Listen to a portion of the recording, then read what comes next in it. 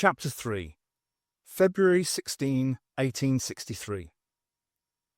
Dawn brought an unhappy awakening for Johnson. The private was nudged into consciousness by the gleaming left boot of Sergeant Vollmer. The glowering veteran suggested Johnson and Hawthorne report to him fully dressed and ready for duty within 5 minutes, or else suffer the consequences.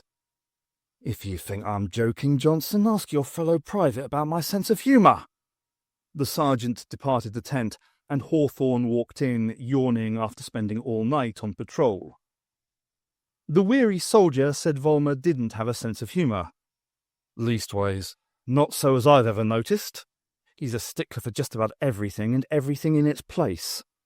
But as far as he's concerned, having a laugh isn't part of army life." "Charming," Johnson said bleakly. "Don't see what you're complaining about. You're the one who got us into Vollmer's bad books, running off down the hill like that. What were you playing at?" I thought I saw my brothers. Just imagined it, I guess. Unless they were ghosts. But what would they be doing here?" "Ours is not to reason why, young Nicholas. Ours is just to do or die," Hawthorne said. "Or, in my case, to avoid doing or dying as much as humanely possible. Now, come on. The sergeant will have our asses boiled for breakfast if we're late." He pushed Johnson out of the tent into the chill morning air, a few weak beams of sunshine breaking through gaps in the trees. Winter had robbed much of the surrounding forest of its leaves, just barren branches reaching outwards like spindly fingers. Hawthorne followed the younger private outside, the sharp cold catching at his throat and making him cough. "Crikey, he's perishing out here."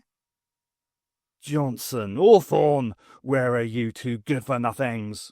Vollmer bellowed from the far edge of the encampment. The pair grabbed their rifles and set off towards the sergeant's voice, slinging the weapons over their shoulders as they walked. The privates found Vollmer standing on a small plateau overlooking the camp, talking with Lieutenant Ash. "These are the 2 men, sir," the sergeant explained. "Hand-picked for the job." "Very good, Vollmer," Ash replied, smiling benignly as he returned a salute from the new arrivals. "Now, men, I received a message this morning sent via the good offices of the Walker brothers at New Lanark. Apparently 2 crates of equipment to aid us are at the railway station in Lanark. Obviously, these need to be collected and brought back here. As I understand it, the consignment is very heavy and cumbersome. Getting it back to this remote location will not be easy, but I've entrusted the task to Sergeant Vollmer. He tells me you both personally volunteered to help. Is that correct?" Both privates snapped into another salute. "Absolutely, sir." Hawthorne shouted back for good measure. He found most officers responded well when he shouted and saluted, as if that showed them extra respect.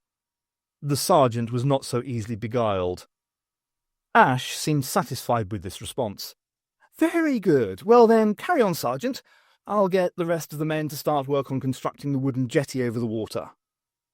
The lieutenant sauntered away, breathing deeply of the crisp, clean air. Once Ash was out of earshot, Vollmer leaned into the faces of his 2 helpers and grinned. "When the lieutenant told me about this little job, I wasn't sure which poor sods I should choose for it. But since your midnight escapade interrupted a rather pleasant dream I had been having, I felt sure you wouldn't mind being volunteered." "Thank you, sir. Very kind of you," Hawthorne shouted. "Indeed it is. In fact, I'm beginning to wonder if perhaps I do have a sense of humour after all," the sergeant said cheerfully. "Well, what are you waiting for? Get yourselves down that trail, you horrible little tearaways. Double time, move!" Sir Henry Ponsonby was up before the sun that day. His slumbers troubled by too many questions. He knew the Queen was holding back from him, keeping information to herself. She had taken to sending dispatches without letting him see the contents first. At least one such missive had gone to a commander within the Royal Navy. And then there was this business with the impostor and her ward. Bad enough Her Majesty was duped into allowing these charlatans an audience, but the woman seemed intent on believing this lad's claims. Last, but not least among Ponsonby's concerns, were these latest arrivals, the doctor and his companion. Lady Nissa's behaviour the previous evening was unconventional, to say the least. But her companion was the greater worry. This fellow seemed to have no references and no legal authority. He had appeared from nowhere, claiming some vague involvement with Scotland Yard, and had been accepted as if he were an old friend. Determined to learn the truth, Sir Henry dressed and went to the doctor's bedchamber.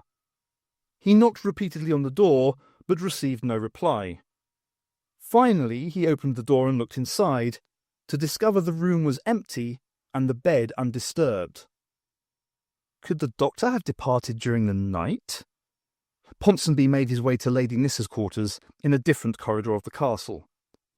He was approaching the bedchamber when he saw the door handle moving, being turned from within. The private secretary melted into the shadows to observe who was leaving the room at such an early hour. He almost expected to see the doctor exit the bedchamber, as that would explain the curious relationship between these two travelling companions. Instead, it was James Lees who slipped silently out before furtively creeping away.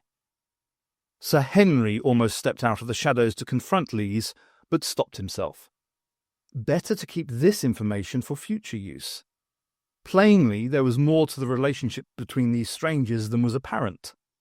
The Queen might trust these people implicitly, but Ponsonby could not. His job was to protect her, often from her own worst instincts. He would watch and wait. When the time was right, only then would he strike back.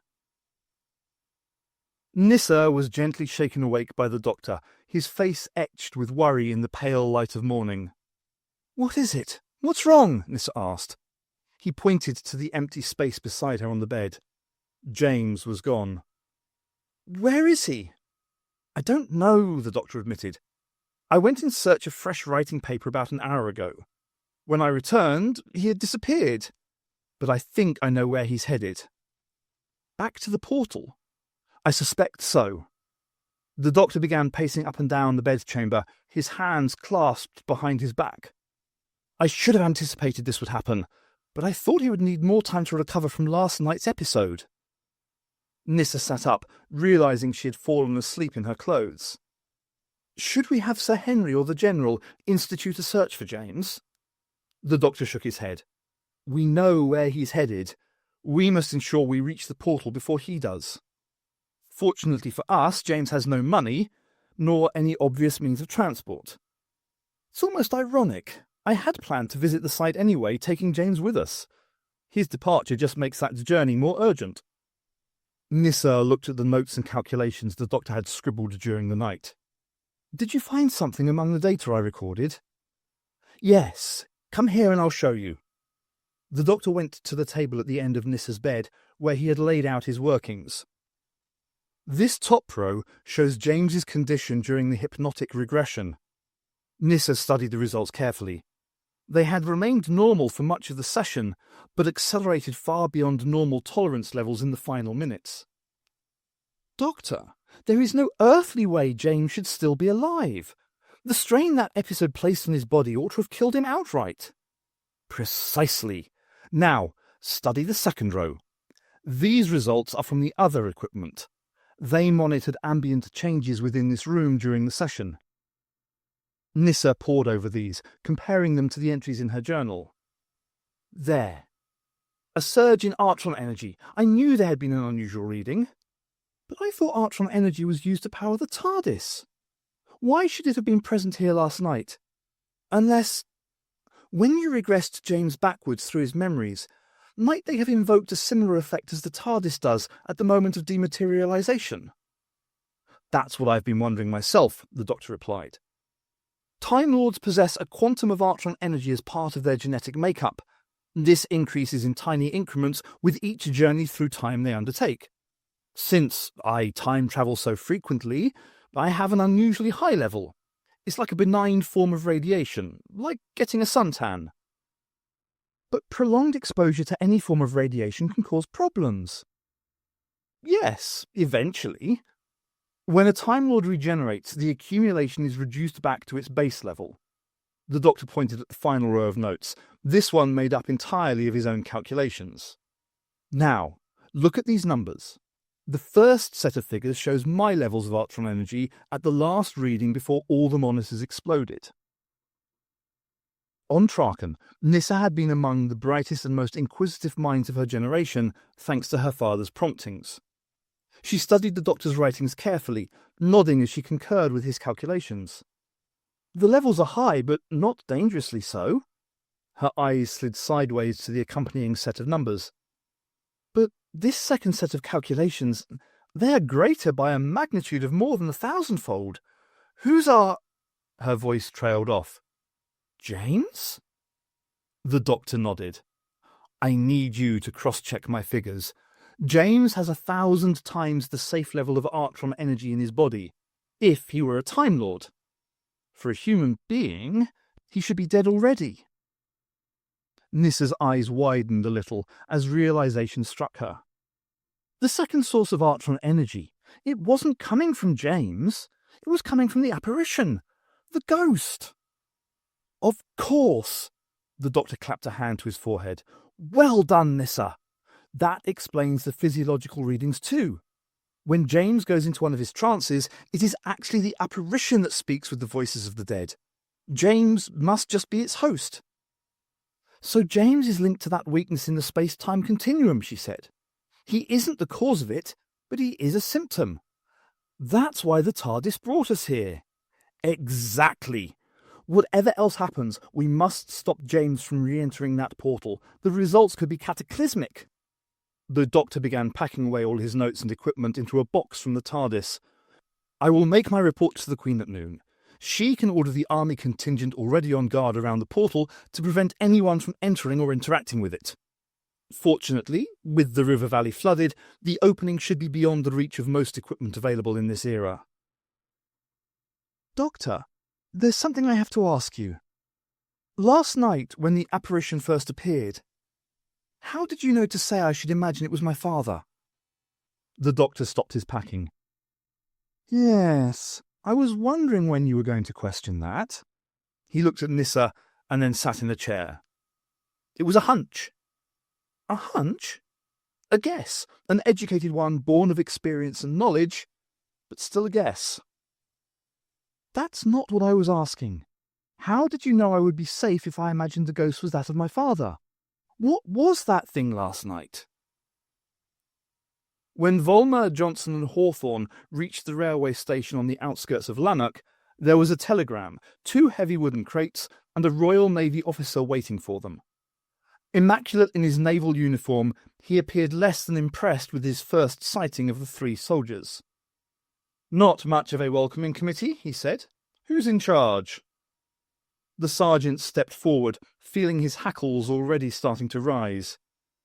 If you mean of us 3, I am. If you mean of the contingent, that's Lieutenant Reginald Ash. Who the hell are you? Lieutenant Peter Kempshall. Judging by the expression on your face, I'd say you weren't expecting me. The new arrival pointed at the 2 crates. We'll need more than just you 3 to shift this lot. Thank you for that insight, sir, Volmer replied. Lieutenant Ash had already directed us to obtain a horse and cart for that purpose. Jolly good, Kempshall said cheerfully. A small, apologetic man approached, doffing his black peaked cap and clutching an envelope. Excuse me, but there's a telegram here for the soldiers camped above Coralline. Arrived yesterday from Windsor, but I haven't had a chance to forward it on. The sergeant grabbed the envelope and ripped it open to read the contents. Request latest regarding Coralline encampment stop. Send dispatch soonest stop. General Gordon Dalton, Windsor Castle. Volmer was furious at the delay in receiving it and gave the station master an earful. After that, the browbeaten man was eager to loan his horse and cart to the soldiers without charge. Volmer bullied the meek man into helping them load the crates onto the cart. The sergeant then dictated a return telegram to the general, informing him the contingent had made camp. The large wooden boxes filled the back of the cart, leaving no room for passengers.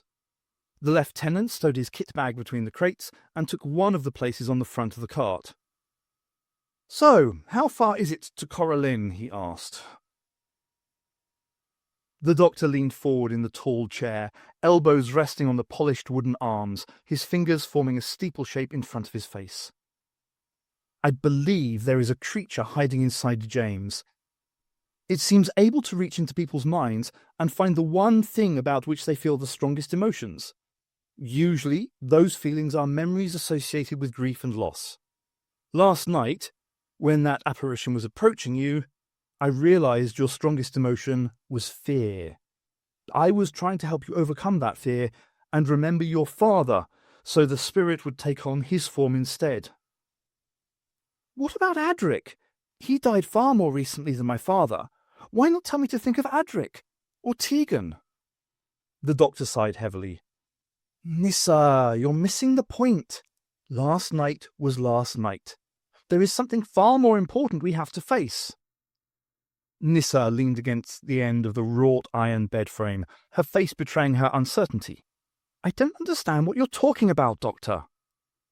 Rather than look at her, he concentrated on studying his fingers. Nissa, the death of a parent, that's a terrible thing for anyone to face. But to have that parent murdered and then see their body possessed by the killer, that's almost beyond imagining. I think I've coped with it quite well. Have you ever heard of post-traumatic stress disorder? It's a psychological condition that will be identified on Earth within the next 100 years. In essence, people who suffer a traumatic experience and are unable to cope with it can become anxious, prone to physical illness, or increasingly withdrawn. If not treated, this can affect them for the rest of their lives. In some cases, they become suicidal, hurting themselves and others. I'm not from Earth. No, but you've been displaying many classic symptoms of the disorder. You've been having dizzy spells. You said that was a mild mental disorientation, nothing more. I thought it was at the time. Then I saw how you reacted to Adric's sudden death. Tegan was grief-stricken, shouting and screaming that I should use the TARDIS to rescue Adric from the freighter. But you hardly showed any emotion at all. I was comforting Tegan. She needed me to be strong. Comforting her, or trying to feel something yourself? Nissa was starting to lose patience with the doctor. Look, just because I don't break down in tears whenever something goes wrong. Adric was dead, Nissa. You saw him killed, yet you hardly reacted. I'm sorry if my failure to share every emotion I feel with everyone at every moment fails to meet with your approval, Doctor. Not everyone can be like Tegan or Adric. She turned away, refusing to look at him any more. Withdrawal, another classic symptom. With every successive loss, you pull yourself inwards a little more, determined not to let anything hurt you again. You're trying to build walls around your feelings to protect them, when all you're doing is entombing those emotions. The doctor let his hands drop into his lap. Do you know what the worst aspect of all this was? It was only when I glanced inside your journal that I began to see what was wrong. Nissa was furious. How dare you read my private thoughts and observations? It fell open when you fainted in the mausoleum. I only read a few lines, just enough to confirm it was yours. But those words crystallized my suspicions. Traken is as dead to me now as my father. With Adric dead and Tegan gone, I have never been more alone. Aren't those your words? Nissa's hands were shaking, and she couldn't seem to stop them. I can't believe you invaded my privacy like that. Have you got no respect for my feelings, Doctor? How could you be so callous? I don't enjoy doing this, Nissa, but it has to be faced before we can continue travelling together. The doctor took a deep breath. I know a little of the Traken rituals of death, how your people regarded the interdependence of the body and the soul. You believe Tremus will never rest easy, while the Master uses your father's body as his own. You don't know what you're talking about, Doctor. In a way, you feel responsible for your father's death. Perhaps you could have saved him if you had done something differently. You probably think about revenge against the Master, despite such a concept being contrary to your beliefs. Perhaps you even wish you had died instead of your father, rather than be left behind to carry on without him. Stop talking to me this way, please! The doctor stood and slowly moved towards Nissa. But most of all, I think you probably blame me for what happened. You believe I could have saved your father's life. You think if I had stayed on just a few more hours to ensure the master had perished, your father might be alive today, along with the rest of Traken, along with everything you ever loved and held dear. Isn't that right, Nissa? Isn't that what you really think? Isn't that the truth? Shut up! Nissa turned and shouted at the doctor. Shut up! Please, just stop talking, please! She threw herself at him, fists and arms flailing, wanting so much to hurt him. Please, doctor, please! Then she was crying, great sobs shaking her to the core, tears streaming down her face. He folded himself around her and let her cling to him, safe in his embrace. That's it, Nissa. Let it out. Just let it all out. Don't be afraid to cry. We all have to grieve. I say, it's dashed close here, isn't it? Lieutenant Ash mopped a few beads of perspiration from his brow with a cotton handkerchief. He stood on the edge of the riverbank, watching as his men sweated and strained to lower a wooden pontoon over the water. They had spent the morning constructing the jetty, while Ash offered ineffectual advice. He had been raised to become an officer and a gentleman, not some labourer's navvy, so he felt little embarrassment at being unable to help further. His role was to lead and inspire the men, not to join in. Officers in the engineering corps may feel like playing at mud pies, but Ash preferred to keep his hands clean. Heavy posts had been driven into the sides of the riverbank. Now the platform was being floated into position beside them, thick ropes used to secure it to the posts. Several of the men jumped into the water to hold the platform in place as it threatened to float away downstream. "Take a care, men," Ash called. "We don't want that pontoon going over the top of the dam, do we? The natives wouldn't be too chuffed with us then." Once the platform was lashed into position, one of the enlisted men approached the lieutenant with a request. "It's been hard work getting that jetty in place, sir," Lance Corporal Clark explained. "Some of the lads were wondering if you'd give them permission to take a dip in the river. Do us all a world of good." Ash reluctantly agreed. Half the men were already in the water anyway, and the rest were soaked through with perspiration. Perhaps there was some sense in what Clark was suggesting. "All right, but we are here to stand guard over this site until we receive further orders, not to turn it into public baths. Is that clear?" Clark responded with a salute before hurrying away to give the good news to the others. The lieutenant quite fancied taking to the water himself, but felt it wouldn't be good form in front of the men. Perhaps he could slip down this evening. Ash looked up into the sky as a lone bird of prey wheeled overhead. The sun was directly above them now. He imagined Volmer and the volunteers must be on their way back. When the equipment arrived, he would have to open his sealed orders. But until then, he was happy to enjoy the surroundings. The lieutenant decided to walk upstream to see what lay above Coralline. The doctor and Nissa had spent the morning talking. Upon reflection, Nissa realized she had done most of the talking, pouring out her feelings and fears. All too much of what the doctor had been saying about her was true. She still wasn't sure she accepted his diagnosis, but she couldn't deny the feelings of alienation that had been haunting her. Tegan had been her friend, but the Australian woman had needed Nissa more than Nissa had needed her, or so it had seemed at the time. Now she could see a fresh perspective on events. Nissa realized her problems wouldn't just disappear, but she had made a start on addressing them. The doctor had invoked an old Earth adage as comfort. A problem shared is a problem halved. Sir Henry found them laughing when he arrived to summon them before the Queen. "Her Majesty is ready to hear your report on the veracity or otherwise of the claims made by James Lees," the private secretary announced stiffly. The doctor indicated he was ready. "I should like my travelling companion to attend the meeting. She will be able to confirm the truth of what I will tell Her Royal Highness." "As you wish." Ponsonby led them along the corridors of the castle, before bidding them to wait in the antechamber to the Queen's private office. "I shall see if she is ready for you." He slipped through the double doors, leaving them alone for a minute. "Doctor, how much will you tell Queen Victoria?" Nyssa asked. "As much as she can understand. If I start discussing Artron energy and the space-time continuum, she will think me either a fool or a madman, neither of which furthers our efforts here.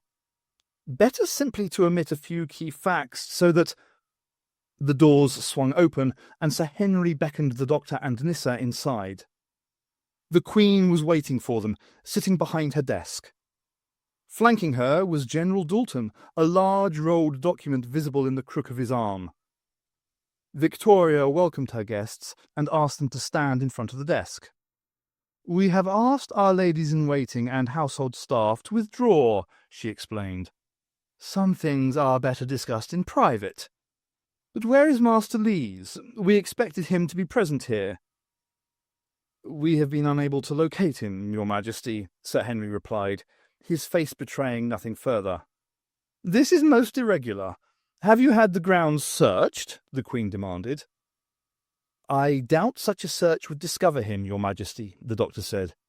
"I believe James has departed Windsor and is trying to make his way north." "To what purpose?" "I believe he is returning to Cora Lynn, the place where he gained his unusual abilities, ma'am. James told me he has made many attempts to return there in the past. He hopes to find the answer there to what troubles him." "This is most vexing," the Queen said sternly. "We put Master Lees into your care, Doctor. We made him your responsibility." "Indeed, ma'am, I can only apologize for this lapse. If it is any consolation, I had already ascertained from him all the particulars of how he first acquired his unique gift. I believe at least some of the claims he made to you were genuine. James does speak with the voices of the deceased, of that there can be no doubt. Last night he manifested the spirit of my companion's dead father, a remarkable display of psychic phenomena, the likes of which I have never witnessed before." Victoria turned to Nyssa, her eyes glinting intently. "You saw your father, Lady Nyssa? What did he say to you?" "He told me not to cry at his passing, Your Majesty," she replied.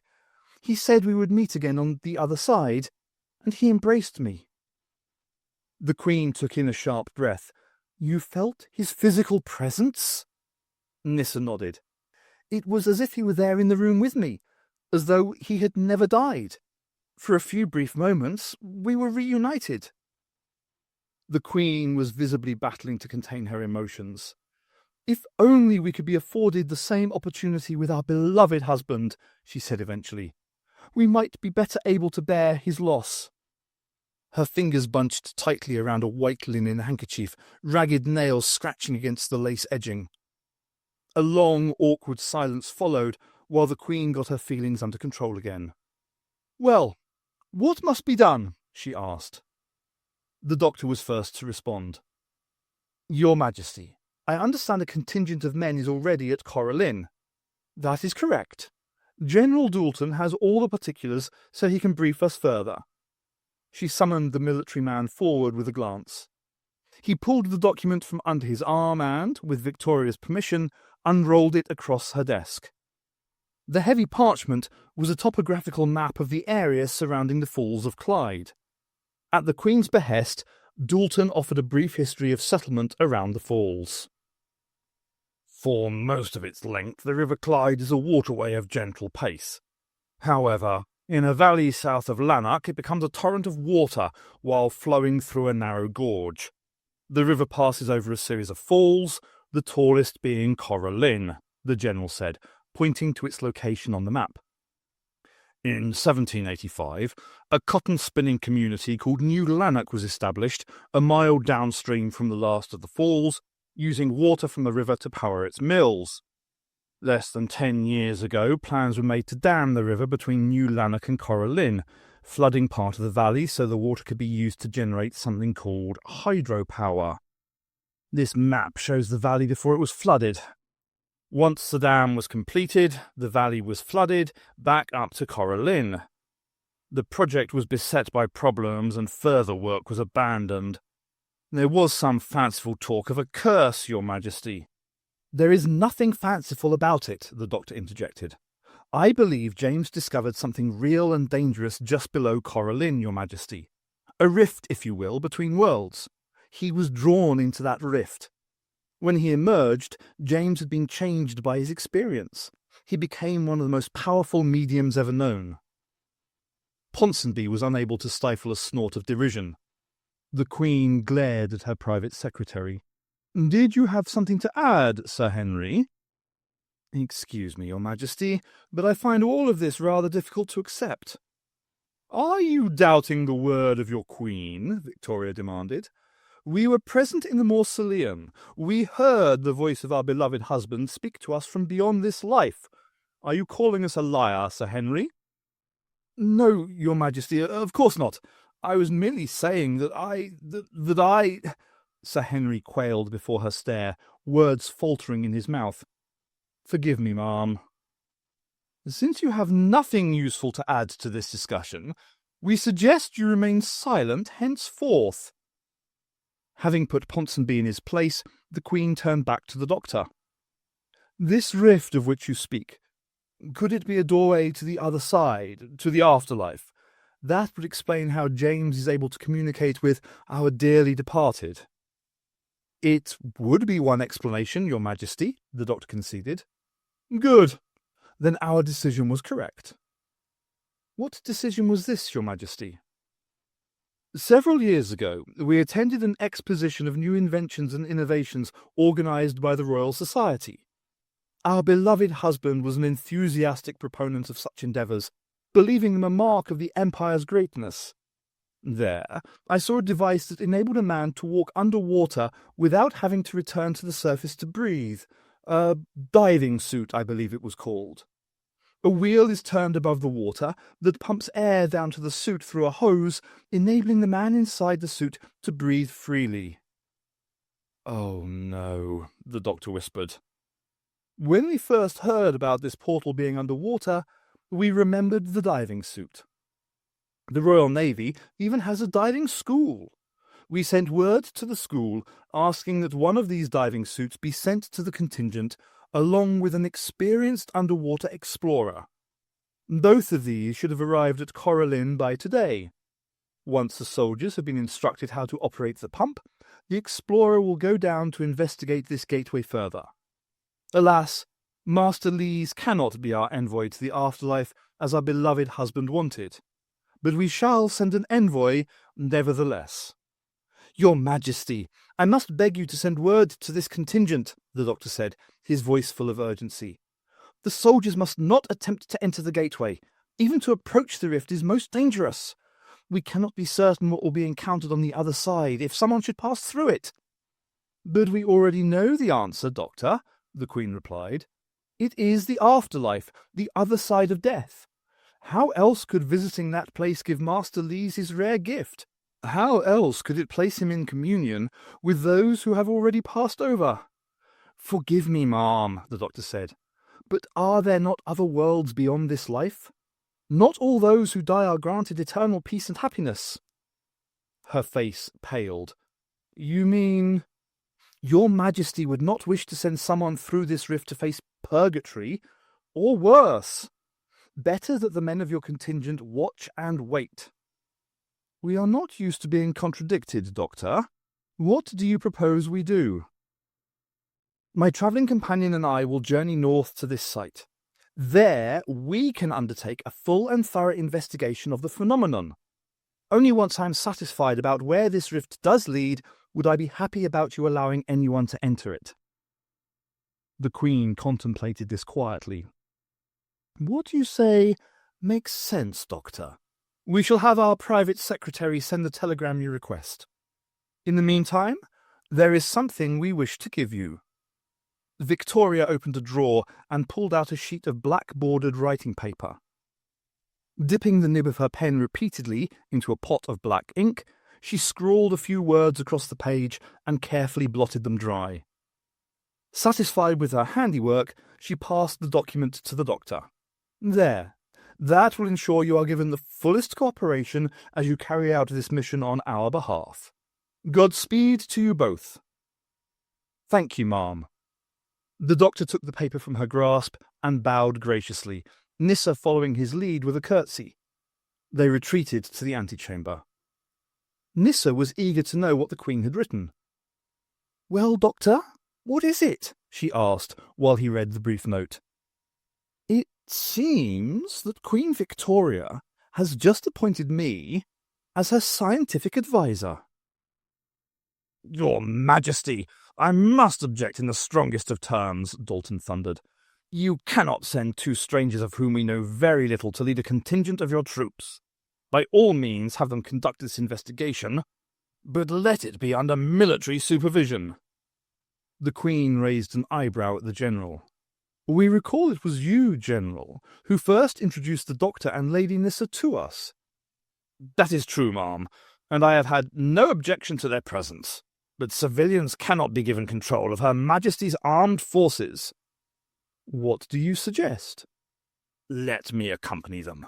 I will provide the necessary guidance and ensure your troops are properly deployed." "Very well. We have no further use for you here at Windsor anyway." Dalton smiled through this slight. "There is something further, Your Majesty. If this gateway does prove to be a portal to the afterlife, I would like your permission to lead an expeditionary force through it. What greater glory could there be than to lay claim to that blessed land as a colony of your mighty British Empire?" The Queen smiled at this notion. "So be it. Draw upon whatever men and resources you judge to be necessary, General, but take a care before you act too precipitously." Dalton bowed deeply before her. "If you will excuse me, ma'am, I must away to make preparation for our journey into the north." Given leave to go by a slight nod of the Queen's head, the General strode to the door and made his exit. Sir Henry Ponsonby conspicuously cleared his throat. "Yes, are you still here?" Victoria asked, but got no words in return. With a heavy sigh, she granted her private secretary permission to speak once more. "Your Majesty, I would ask your permission to contact Scotland Yard. It would be best if the authorities were informed of the Doctor's whereabouts." Yes, of course. Now, leave us. We have much to think on." Sir Henry nodded and withdrew. He was proud to be the Queen's private secretary, but he had no intention of sending telegrams to Cora Lynn on behalf of this Doctor, certainly not before he was satisfied that Scotland Yard knew of this upstart. It was Hawthorne who found Ash. The two privates had completed the arduous journey back from Lanark with Volmer, Lieutenant Kempshall, and the new equipment. But when the horse and cart could not cover the final mile because the trail ahead was so uneven, it was Kempshall who decided he should go on to fetch help. That left Volmer, Johnson, and Hawthorne to begin carrying one of the crates up and along the wooded hillside. The box was fiendishly heavy, driving splinters from the roughly hewn wood into their hands and arms. The trio had made little progress when a dozen of their fellow soldiers appeared. The combined efforts of all the men made the task much easier, and the crates were safely delivered to the encampment before nightfall. They arrived to find Kempshall examining the pontoon, but no sign of Ash. "What do you mean he's missing? Where is he?" Volmer demanded. "We don't know, Sergeant," Lance Corporal Clark admitted. He was a heavy lad with flaming red hair and broad shoulders. Despite having only been in the unit a few months, he was one of the few willing to stand up to the sergeant's gruff manner. "Once we finished lashing the pontoon into position, the lieutenant gave us permission to have a swim in the water to cool off. Last time any of us saw him was about half an hour later. He was up on that rock over there, having a look across the water to the other bank." Clark indicated a vantage point just upstream from Cora Lynn. Volmer tutted to himself. "It'll be getting dark soon, and nobody wants to be out in the open here at night. I want you to split into teams of 2 and begin searching the surrounding area. 5 pairs go upstream, 5 pairs search the hills, and the rest of you try downstream. Do not lose sight of your partner. If you haven't found anything before the sun touches the hills, Start heading back. If you do find the lieutenant, fire a single shot into the air and wait. Fire another shot once every minute until I reach you. Is that clear?" The soldiers gave a murmur in response. "Now get going. I will stay here in case Ash returns to camp. Move!" The men broke ranks and set off, stopping only to collect their rifles and ammunition. Hawthorne found himself working with Johnson again. "You're like a bad penny, did you know that?" "Speak for yourself, Thorny," the younger man replied. "I saw enough of your ugly face dragging those crates back to camp. What do you think is inside them?" "Don't know, and I don't care." Hawthorne stopped and peered into the forest around them. "Can you see anyone else?" "No." "Me neither. Time for a smoke." Hawthorne pulled his tobacco tin out of a pocket and perched on the stump of a fallen tree to fill his pipe. "Thorny, what about looking for the lieutenant?" "What about it? Stupid bugger's big enough and ugly enough to look after himself. If he isn't, he shouldn't be in the army." Satisfied with the arrangement of tobacco he had nurtured into the bowl of his pipe, Hawthorne slipped his tin back into a pocket. "You got a match?" Johnson shook his head. "How many times do I have to tell you I don't smoke?" "Doesn't mean you aren't carrying matches." Hawthorne patted all his pockets, but already he knew he had left his own back at camp. "Stands to reason, just common courtesy. You should carry matches, then if someone asks you for a light, you've got one to give." "You're the one that smokes, why didn't you have your matches?" "Bloody Volmer sent us out here before I could pick them up, didn't he?" Hawthorne sighed and dug out the tobacco tin again, tipping the contents of his pipe back into the rectangular container. "He's not that bad, you know," Johnson said. "Who?" "The sergeant. Could have had us up on report last night, but he didn't." "Only because he knew he needed 2 willing volunteers for today. Us." Hawthorne stood up and eased open the buttons on his trousers. "Now, if you'll excuse me, I need to pass water." He stepped carefully over the fallen tree trunk and began relieving himself, whistling tunelessly. Hawthorne was just getting everything back in its proper place when his eyes wandered sideways across the ground. "Jesus, Mary and Joseph!" Johnson rushed over to his side. "Thorny, what is it? You didn't half make me—" "Pass me your rifle, Nicholas. The sergeant will want to see this." Hawthorne fired a single shot into the air and handed the weapon back to Johnson. Then he undid the buttons of his tunic and took it off before carefully laying the garment over Lieutenant Ash's face. "Don't know what did that to him, but it looks like he's been scared to death." Extract from Observations and Analysis, a journal. It was dark when we reached London, having travelled from Windsor by train. General Dalton put the doctor and me into a hansom cab and directed the driver to the Great Northern Hotel at King's Cross. "I'll meet you outside the station at 8 sharp tomorrow morning," he shouted as the cab pulled away. "Where will you be?" the doctor called back. "At my club," Dalton replied, before disappearing into the night. "I'll just make sure your box of equipment is safely stored at the station overnight." The doctor settled back into the cab and sighed. "Now this is the life. A much more civilized way to travel.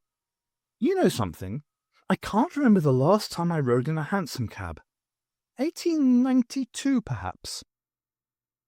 I was looking out of the window, fascinated by how different London was from my other visit to this city. The clothes, the buildings, even the transportation in which we were sitting were much at variance with my previous experiences. I asked the doctor how long it would take us to reach our destination. "King's Cross? Less than an hour, I should think. It's long past rush hour." The doctor smiled broadly at his own joke. "No, I mean to reach the rift," I replied, not appreciating the jest. "Ah, well, now you're asking. Without a copy of Bradshaw's, I can't honestly tell you.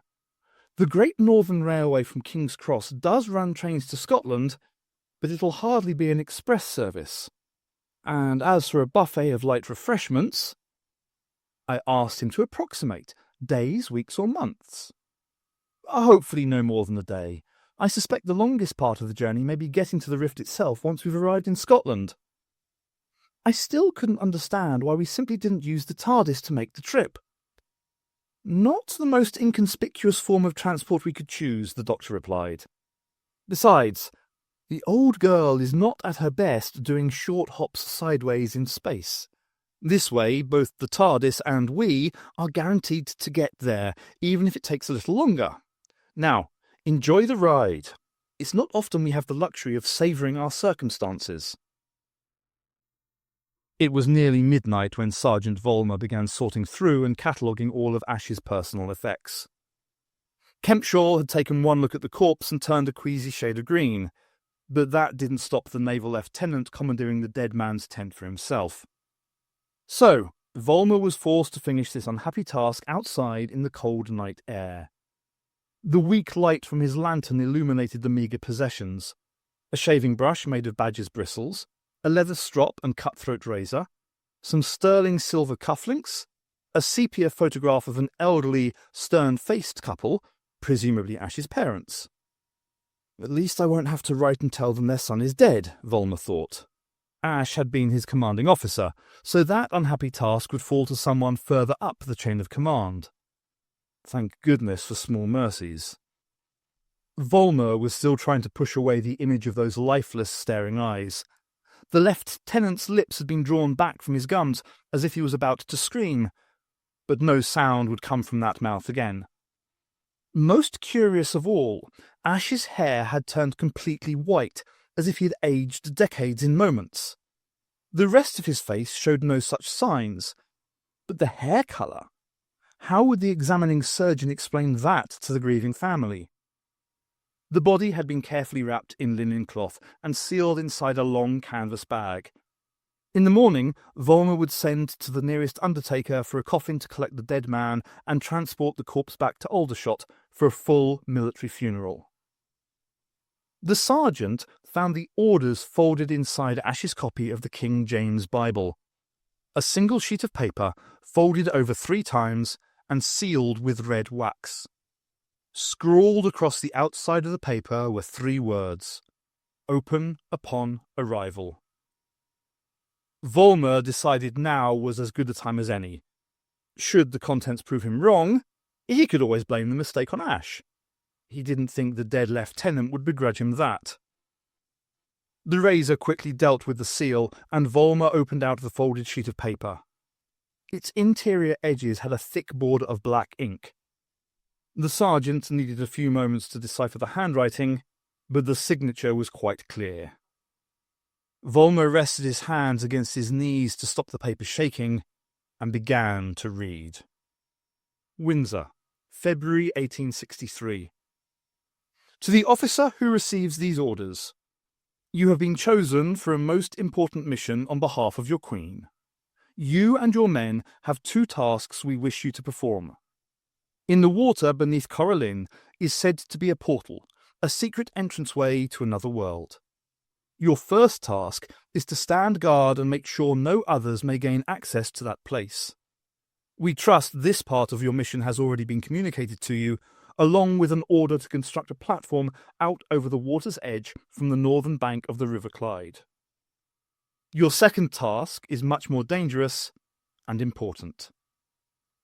If certain information before us is proven, you will soon take delivery of 2 crates.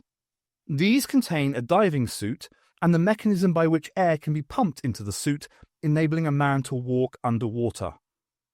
Your contingent will be joined by an expert from the Royal Navy's diving school. Your men shall help this brave soul venture down to find the portal. It should resemble a glowing white light deep beneath the surface of the water. Once it has been located and thoroughly examined, you shall communicate any and all findings to us as a matter of urgency. Finally, we cannot stress enough the need for utter secrecy and discretion in this. Pass no word of what is being undertaken to any third party unless they carry our personal authorization. If word should escape about your mission, it could engender panic and unrest of titanic proportions. We trust you shall do your duty by your country and your Queen. May God go with you in all your efforts. The sealed orders were concluded with the signature of the Queen, her royal crest beside it. When Volmer had finished reading the letter, he folded it back together and stared at the single sheet of paper for several minutes. "Blimey," he whispered, to no one in particular. Volmer contemplated waking Kempshall to show him the orders, but decided it could wait until the morning. The sergeant was struggling to keep his eyes open. Right now, what he needed more than anything was sleep. Volmer finished packing away Ash's effects into a box for transportation with the body, then retired to his own tent. There, he penned a letter of his own before finally going to bed. He hoped not to be visited by any dreams in the night, lest they feature the lifeless eyes of Lieutenant Ash.